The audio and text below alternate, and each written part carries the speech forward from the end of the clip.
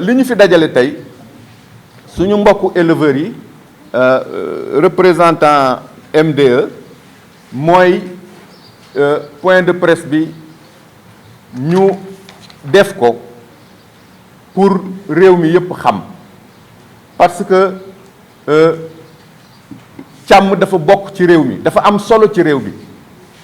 n'est-ce pas donc li ñu fi dajale mooy waxtaane mandat sanitaire parce que mandat sanitaire 1995 le décret bi génn décret bi dafa ni nguur gi dafa ni man nguuru Sénégal am naa sañ-sañu dénk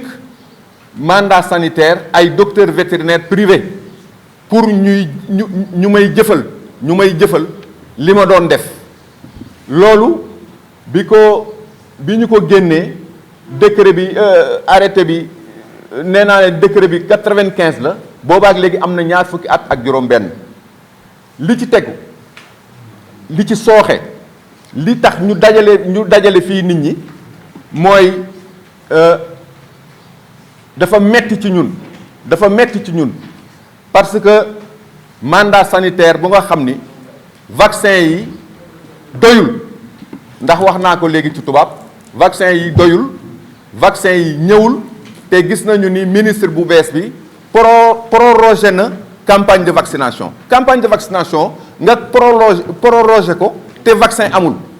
loolu doy na waar beneen bi mooy ndàmpaay maanaam facture vétérinaire privé yi ñaari at romb nañ ko ba ñu ngi dugg ci ñetteelu at vétérinaire privé yi ñu ngi continuer di liggéeyal état bi waaye ba tey seen payoor dikkul kon defe naa ni loolu rek jot na def point de presse mais di ñaan éleveurs yi fi nekk xam naa ni bu ñu paree ñu mën a jokkook presse bi ndax ñoom éleveurs yi ñoo ñu gën a dund li ñuy dund parce que caaru jur gu sew gi bi ñetti weer a ngi nii garab amul te éleveurs yi fii mu nekk ñoom ñëpp mën ngeen leen laaj dana leen wax seen xalaat. bon mbokk yi maa ngi leen di nuyu di leen sant di leen nuyu ci turu Ismaïla Sow président du conseil national de la maison des éleveurs du Sénégal maa ngi leen di xamal ni que ni maa ngi fi en tant que représentant monsieur Ismaïla Sow moom bi ma cité léegi te maa ngi ni ànd ak benn délégation du conseil national de la maison des éleveurs à savoir monsieur Samba Sow président de la MDE de Louga ak monsieur Oumar Sadio Ba trésorier de la MDE de Louga ak le président de la MDE de Kédougou ak yeneen naataango yi nga xamante ni ñu ngi jóge ci yeneen kuréel éleveur yi fi teew kon maa ngi leen di nuyu seen tur di leen remercier aussi ñi ngeen ñu associé ci conférence wala ci point de presse bii nii ñu ngi leen di xamal ne que ni bu ñu tuddee santé animale je pense très bien que éleveurs yi ñoo tax ñuy wax nous sommes les premiers en tout cas à être impliqués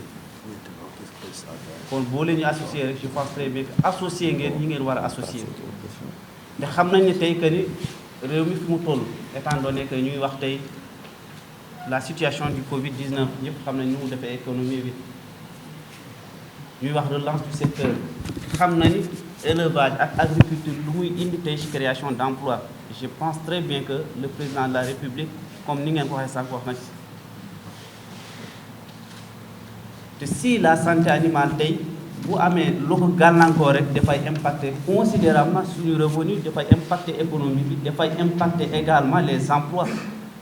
parce que moo nekkoon suñu rempart du secteur agricole kon moo tax ñun au moins on voit que conférence de presse bii nii dafa am njëriñ doon sax dañu ko waroon def rek sakatuma bi ngeen amee ay difficultés yu mel accessibilité au vaccin ak le manque de rémunération ku liggéey nga yor kër jàng ba pare def créer ay emploi diñu laa war a fay diñu la yoral loolu c'est évident te vaccin bu amul mënuñoo am santé jour bi bu wérul tamit nit yi mënuñoo wér mënuñoo am revenu comme ni ñu ko waroon amee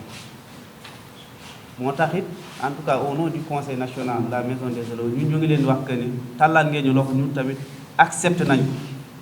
dinañ ànd ak yéen dinañ ànd ak képp koo xamante ni yaa ngi combattre pour pour que ni càmm ji jëm ci kanam parce que ñun loolu rek moo ñu intéressé bu jëmee ci kanam rek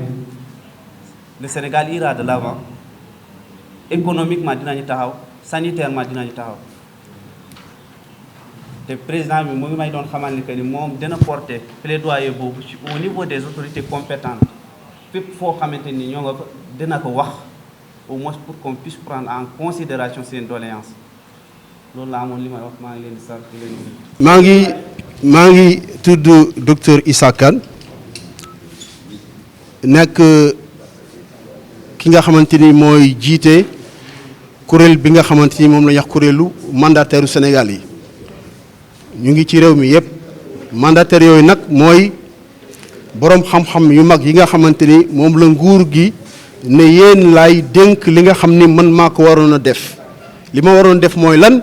mooy saytu wér-gu-yaramu jur gi ci wàllu xoddiku bala ngaa lakkale mooy wàllu vaccination prévention maa ko waroon a def lu am solo la yéen laa koy dénk loolu mooy kuréelu mandataire du Sénégal bu loolu weesoo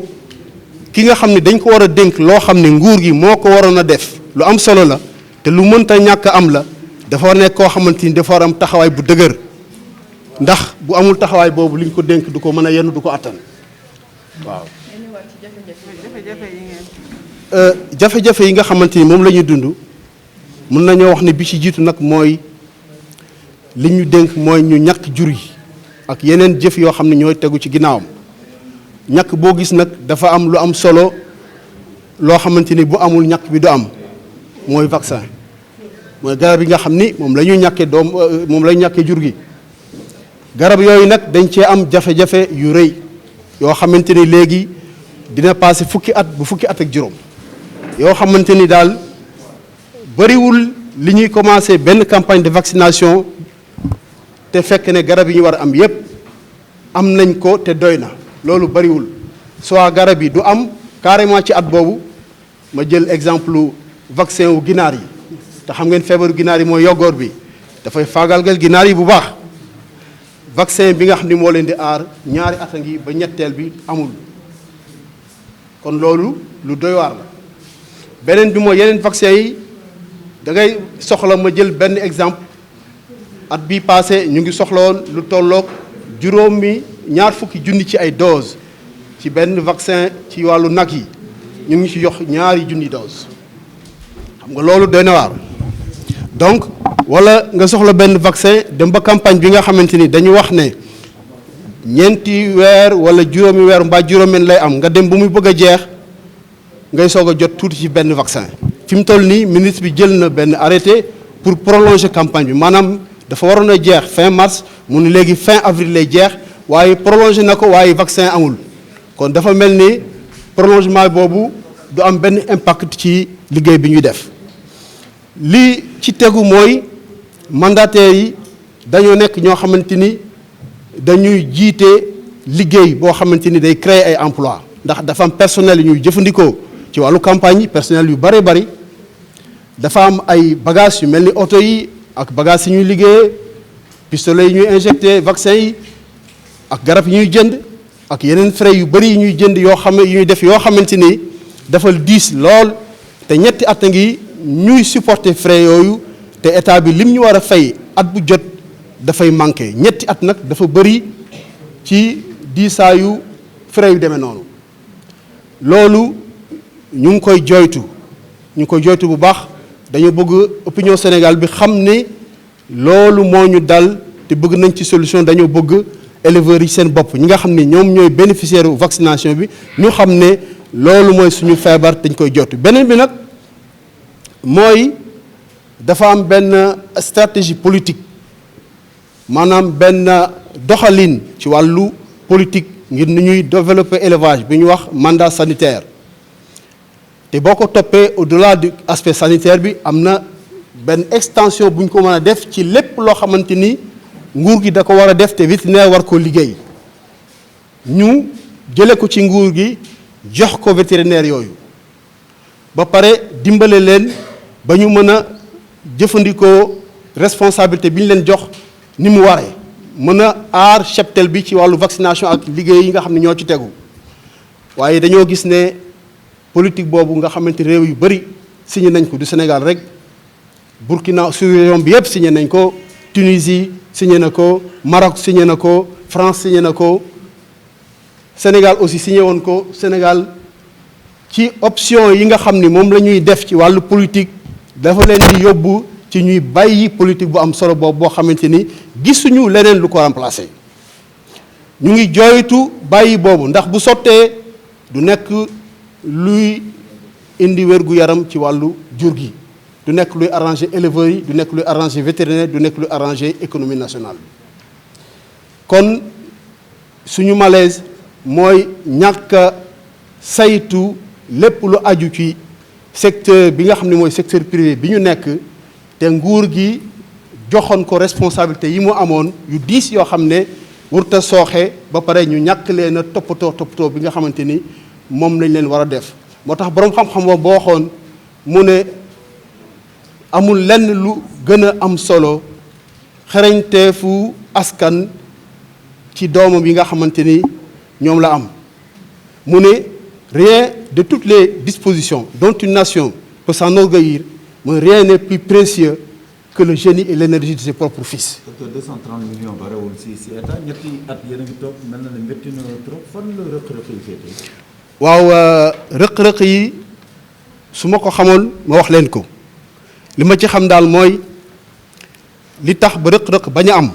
bu ñu defee ni France dafa jël rémunération mandataire yi def ko ci code des impôts ngir garantir ko Sénégal dafa mel ni ñoom dañ ko dugaloon ci seen budget commun d'investissement te budget boobu dafa nekk jaan joo xam ne fu mu romb rek kenn ku ne jël yat am na loo ci soxla ci moom xam nga kon li ñu fa denc moom te ñëpp soxla ko di ko ubbi di ko tëj di jël li nga soxla bu yàggee doo ko fa fekk dama ragal ni loolu moo war a nekk li ko waral kon nag ñoom nañ xoolaat ci seen biir ba it ñu ñëw toog ak ñun toog ak éleveurs yi ñu xool ndax li ñu jëloon ngir éleveurs yi mën a adapté wu ci privatisation ndax bi ñu commencé privatisation bugguñu woon charge yi ñu war a def yépp ñoom éleveurs yi ñu supporté ko day xaw a jafe ci ñoom état bi ni xaaral ma jëlal leen di tuuti ci seen charge yi ba ngeen dem bu ci kanam ba miin ko est-ce que éleveurs yi ñu jox leen ñoom ñuy fay li ñu war a fay normalement te ñu vacciner leen correctement seen bétail est-ce que loolu gënalu leen loolu il faut ñu laaj leen ko bu état li gën nag mooy état bi jël ay matukaayam ba continuer di ko supporter te éleveurs yi duñu ci casqué waaye bu nekkee nag jur gi dafa nar a dee li wér te wóor mooy éleveur bi mu fayal boppam 125 francs moo koy gënal at bu jot nag boobu daal di dee. safa bi xam ngeen feebaru safa bi ci nag yi mu ngi jeexal nag yi feebar boobu vaccin bi amul Sénégal Tunisie mu ngi vacciné lu tax Tunisie di vacciné te Sénégal du vacciné te ñun wax nañ ci ak certains ñi ngay importer garab yi ñu xamal ñu ne ñoom bëgg nañ ko waaye état bi moo leen jàppalewul loolu it wóor na ma ni seeraay bi mu seer mun na am ni bokk na ci li tax état bi bu ko subventionné mais dama xam ne éleveur bi ñu indil ko lu mu seer mu fay ko nagam mi bañ a dee at bu jot ci safa moo ko gënal kon moo tax waxtaan boobu diggante nguur gi ak vétérinaires yi ak éleveurs yi ala kuli alin mënatu la ñàkk te bu yéexee nag dina am luy xew ci wàllu élevage loo xamante ni du arranger éleveurs yi du arranger vétérinaires yi du arranger nguur gi ndax résultat bi gën a mag ci réalisation politique régime boo gis mooy mu régler problème yi nga xam ni moom la askan wi di jànkonteel